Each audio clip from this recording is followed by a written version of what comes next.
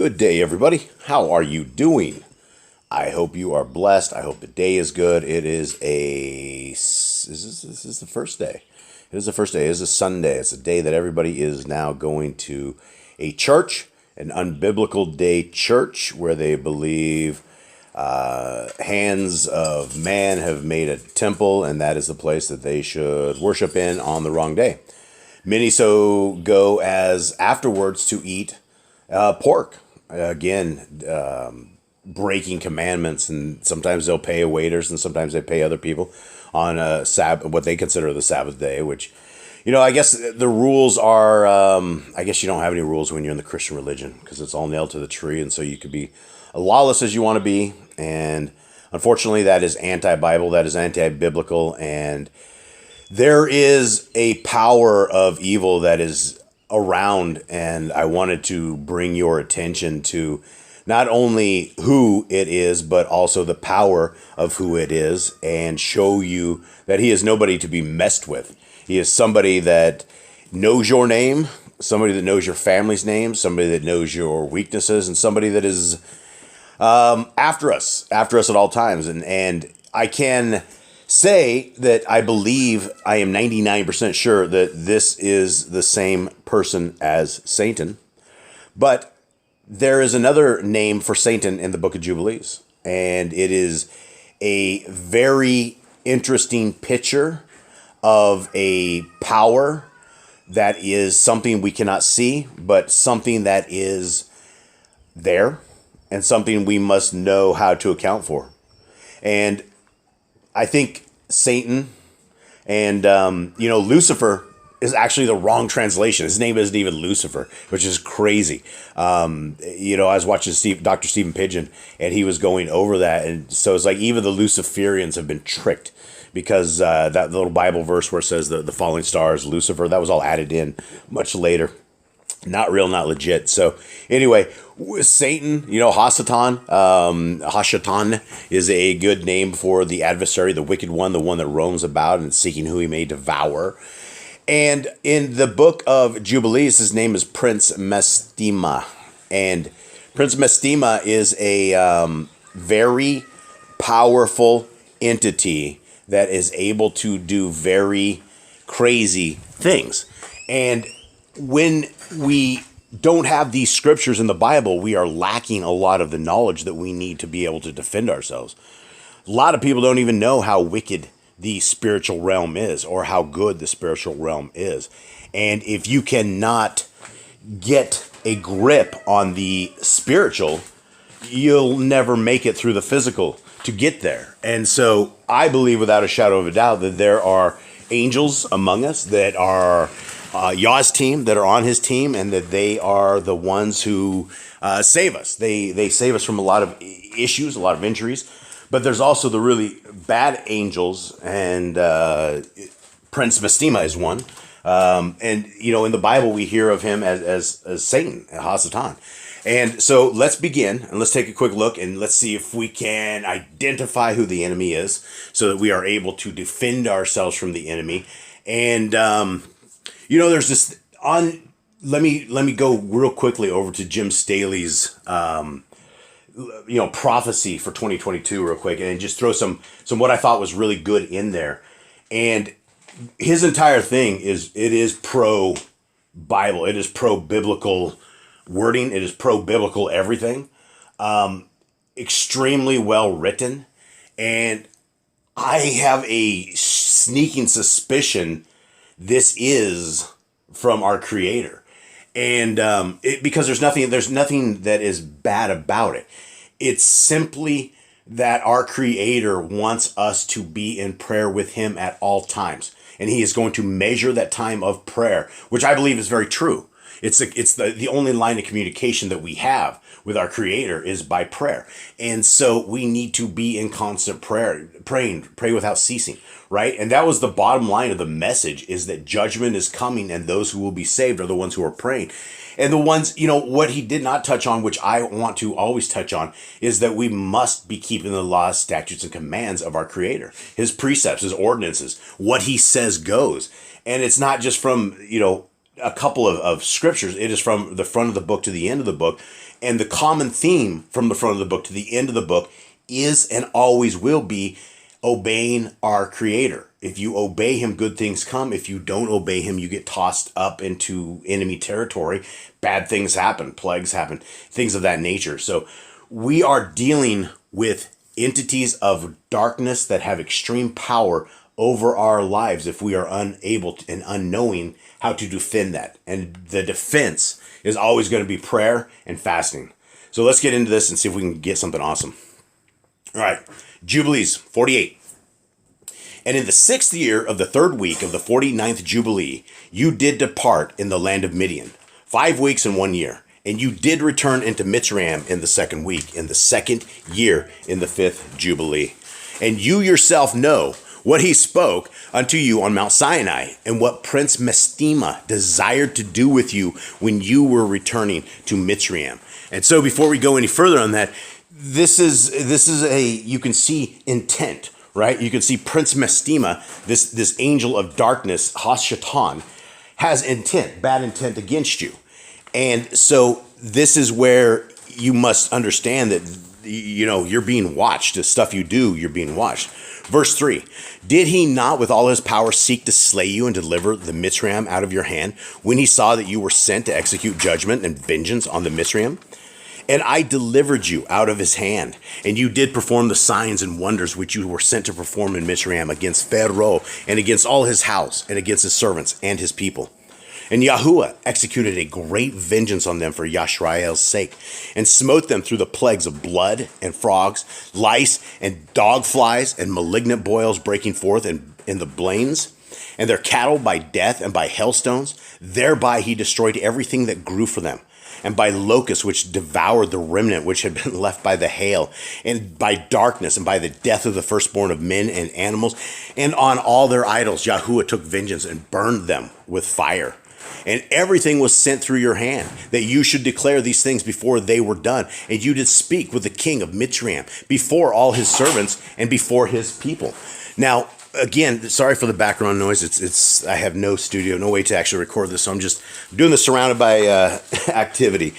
And so one thing that in this chapter that I want to touch on is that the person speaking is a person speaking to Moses, and it's coming from his account of what had happened, right? He is actually on an account saying what's happening, what's not happening, right? He said he was there. He's like, this is how it went down, Moshe. Hold on real quick. Your hand. There's before.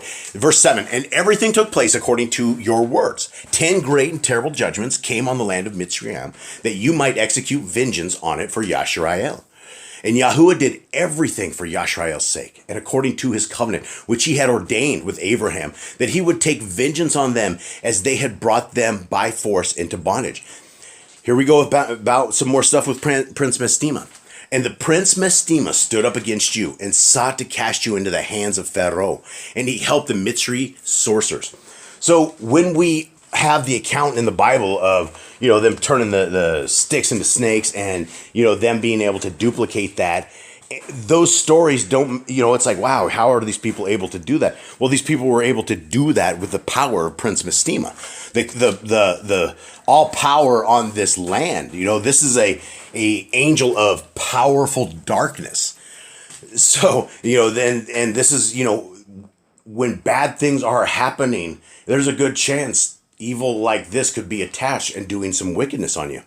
Verse 10, and they stood up and wrought before you the evils indeed. We permitted them to work, but the remedies we did not allow to be wrought by their hands. Which, this is another interesting thing, right? Listen, these angels are angels, right? The angels that are protecting us, they have power as well. He's like, they wrought before you evils that we permitted, right? So angels are sitting here watching us at all the times as the forces of darkness are trying to thwart our lives and probably get us killed. They probably, especially Torah keepers, if you guys are keeping the laws, statutes, and commands of our Creator, guaranteed you're under double the attack of anybody else. Verse 11, and Yahuwah smote them with malignant ulcers, and they were not able to stand, for we destroyed them so that they could not perform a single sign. And notwithstanding all these signs and wonders, the prince Mistema was not put to shame, because he took courage and cried to the Mitzrayim to pursue after you with all the powers on the Mitzrayim, with their chariots and with their horses and with all the hosts of the peoples of Mitzrayim. Guys, so when people are acting like devils and demons, they could very well be under the power of Prince Mistema, right? If he is able to take an entire group of people and upset them and have the Pharaoh drive all their people out and go after these people after they had the 10 plagues. That's why you're like, wow, what is wrong with this Pharaoh? What is wrong with this guy? You know, plague 3 or 4, you would go like, all right, that's enough. I'm not messing with this God of these people. He's messing me up. So you have Prince Mistema making people do things that don't make any sense whatsoever. Right? And that's just one evil angel. I mean, there's demons all among us. There's devils out there. And I know the powers of the principalities of darkness are trying to take us. Verse 13. And I stood between the Mitzrayim and Yashrael, and we delivered Yashrael out of his hand and out of the hand of his people. And Yahuwah brought them through the midst of the sea as if it were dry land. Another miracle. You know, and the angel was right there with them, right? He's doing an account of like, hey, this is what happened. Verse 14, and all the peoples whom he brought to pursue after Yashrael, Yahuwah Eloheinu, cast them into the midst of the sea, into the depths of the abyss, beneath the children of Yashrael, even as the people of Mitzrayim had cast their children into the river. This is great, because Yah just took vengeance. He took vengeance on 1 million of them, and 1,000 strong and energetic were destroyed on account of one suckling of the children of your people, which they had thrown into the river. And so if you guys remember this, one of the things the Pharaoh was doing to try to cull the population of Yisrael and stop because the kids from producing, because they were thriving even under horrible conditions, is he started chucking the males into the river. And so it was a huge thing, and that's the whole reason that Moshe ended up in a basket with pitch and asphalt on it in the river. So Yah's extracting vengeance, and so sometimes vengeance from Yah takes a while, right? Sometimes what he does, and sometimes you may never know the evil that is befalling your enemies and the enemies of Yahuwah. Verse 15.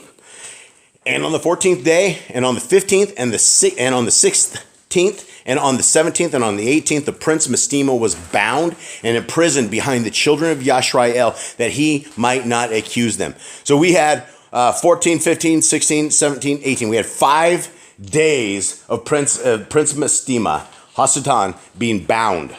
He was bound. He was unable to do the wickedness and the evil stuff that he did. And there was huge things that happened on those days. And on the 19th, we let them loose that they might help the Mitzrayim and pursue the children of Yisrael. So basically, he stopped up the powers of darkness for these days so that the people were not under the influence of the demons. Verse 17, and he hardened their hearts and made them stubborn, and the device was devised by Yahuwah Eloheinu, that he might smite the Mitzrayim and cast them into the sea. Now this is cool. Verse 18, on the 14th, so we're going back 5 days, right? Because it just went 5 days, gave us to the 19th, and then we were back to, he's kind of retelling this part of the story. And on the 14th, we bound him that he might not accuse the children of Yashrael on the day when they asked the Mitzrayim for vessels and garments, vessels of silver and vessels of gold and vessels of bronze, in order to despoil the Mitzrayim in return for the bondage in which they had forced them to serve. So not only did they, Hashatan, Prince Mistema, was bound, right? He was bound, and during those days, the Israelites, they took and they owned everything they had, right? And we didn't understand it, right? Just not having jubilees, we did not understand that. Okay, so they left Egypt, but they left with like all the spoils of Egypt, all the gold and all the stuff and all the good stuff. How did that happen? Why would these people just turn over their stuff? Well, they just got owned. Their firstborn was killed, and then they didn't have the influence of Prince Mistema, right? Verse 19, and the final thing, we'll wrap it up. Verse 19, and we did not lead forth the children of Yashrael from Mitzrayim empty-handed. Again, the angel talking in a way that we know there was more of them and we. You know, so how many are there? There's legions of them. There's legions of good and legions of bad. And that is the end of the message for today. That is the end of the reading. I hope you guys found something with it. The only way to defeat these things, like Prince Mestima and the powers of darkness, is by prayer and supplication. Guys, we got to get right with our Creator. We must get on our knees. We must pray as individuals. We must seek the kingdom where it is found. If we are not seeking the kingdom, and if you have the laws of God on the cross and you don't care what the laws of God are, that's not seeking the kingdom. That's seeking yourself. Because it's super easy to live in that structured world. It is super easy to sit there and eat bacon and watch movies and watch TV and surf pornography and everything like that, because you can plead it on the cross. It's over, right? Forgive me my sins. It's over. Unfortunately, that is not a biblical thing. None of that is biblical. The entire Romans road to God is not biblical. That is a Christianity device that's set up to trick people into living a very godless life. We are a people that do not know what the rules and regulations of the entity that created us. We don't even know what his rule books are for us because we refuse to read the Bible. My friends, I encourage you. Genesis, Exodus, Leviticus, Numbers, and Deuteronomy. Dial those in. Then dial in Matthew, Mark, Luke, and John. Dial those in, and then keep going back and forth, and then expand across the rest of the Bible so it all makes sense. But I'll tell you what the Bible says. From the front to the back, it says, keep my laws, statutes, and commands. And the people of the end generation are the people that are keeping the laws, statutes, and commands, and they also have the faith of Yahushua HaMashiach. There's no other name under heaven by which you may be saved. It's a dead-end road if you do not call upon the name of our Mashiach. Our Messiah, most know him as Jesus, but there were no J's in Hebrew. His name was never Jesus. That was a 1611 invention of the King James Version Bible. The letter was invented in 1524. It wasn't even around, and there were no J's. His name was Yahushua. And I know there's a lot of different people with a lot of different ways they say this. It's as close as we know it to be. It's like Joshua with a Y. I've seen how everyone has it. It's like Yeshua, Yahushua, right? The meaning in Hebrew is salvation, and that is what we are looking for. Guys, I hope you have a wonderful day. Much love to you all. I'm out.